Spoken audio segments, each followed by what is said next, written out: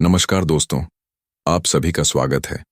कहा जाता है कि बिना जड़ों के पेड़ टिक नहीं सकते और बिना पूर्वजों के हम नहीं। आज हम बात करेंगे श्राद्ध पक्ष की, जिसे पितृपक्ष भी कहा जाता है। ये समय हमारे उन पूर्वजों को याद करने का है जिनकी वजह से हमारा अस्तित्व है। दोस्तों, श्राद्ध पक्ष हर साल भाद्रपद पूर्णिमा के अगले दिन से शुरू होकर आश्विन अमावस्या तक चलता है, यानी कुल 15 दिन। मान्यता है कि इस दौरान पितरों की आत्माएं धरती पर आती हैं और अपने वंशजों से तर्पण और श्राद्ध की अपेक्षा करती हैं। हमारे श्राद्ध और दान पुण्य से उन्हें शांति और तृप्ति मिलती है, और जब वे प्रसन्न होते हैं तो हमें भी सुख समृद्धि और आशीर्वाद प्राप्त होता है। श्राद्ध का महत्व। शास्त्रों में लिखा है, देवताओं से पहले पितरों की पूजा करनी चाहिए, क्योंकि देवता हमें वरदान देते हैं लेकिन पितर हमें जीवन देने वाले हैं।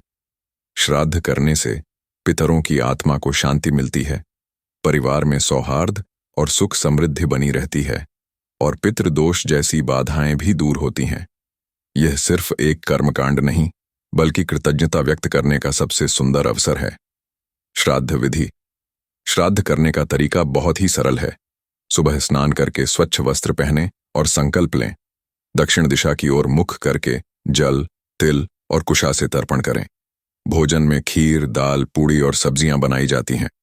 ब्राह्मणों और जरूरतमंदों को भोजन कराना और दान देना सबसे श्रेष्ठ माना गया है। यही हमारे पूर्वजों को सबसे प्रिय लगता है। क्या करें और क्या न करें, इन दिनों हमें कुछ खास नियमों का ध्यान रखना चाहिए। दान पुण्य करना, तर्पण और पिंडदान करना बहुत शुभ है, लेकिन शादी ब्याह, नए काम या मांगलिक कार्य की शुरुआत वर्जित है। बाल कटवाना और नए कपड़े खरीदना भी इस समय शुभ नहीं माना जाता। दोस्तों, श्राद्ध पक्ष हमें यह याद दिलाता है कि जीवन केवल वर्तमान का नहीं, बल्कि अतीत और भविष्य का भी संगम है। हमारे पूर्वजों का आशीर्वाद ही हमारी सबसे बड़ी ताकत है। तो इस पितृपक्ष पर आइए हम सब मिलकर अपने पूर्वजों को याद करें, उनके लिए तर्पण करें और उनका आशीर्वाद पाकर जीवन को और सुखमय बनाएं।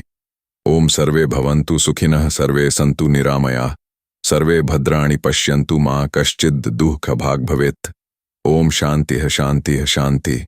धन्यवाद।